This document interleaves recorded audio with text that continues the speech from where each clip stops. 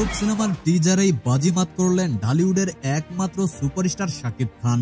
আজ 18 মে সকাল 11:30 প্রকাশ পেল বহুল প্রতীক্ষিত সিনেমা তাণ্ডবের টিজার।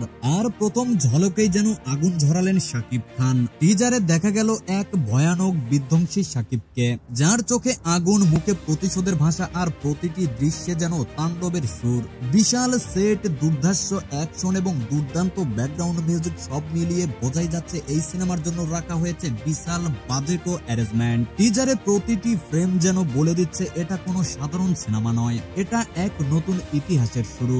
শাকিব খানের এমন লুক এর আগে কখনো দেখা যায়নি। দর্শকরা বলছেন এটা যেন বাংলাদেশের নিজস্ব কেজিএফ, আর তাতেই সোশ্যাল মিডিয়ায় শুরু হয়েছে আলোড়ন। কিন্তু প্রশ্ন একটাই, এই তাণ্ডব কি শুধু টিজারেই সীমাবদ্ধ, নাকি পুরো সিনেমায় তৈরি করবে তুমুল ঝড়? সেই উত্তরের অপেক্ষায় এখন গোটা দেশ। আর দর্শকরা তারা এখন শুধু বলছে এই সিনেমা দেখতে না পারলে জীবনটাই ব্যর্থ।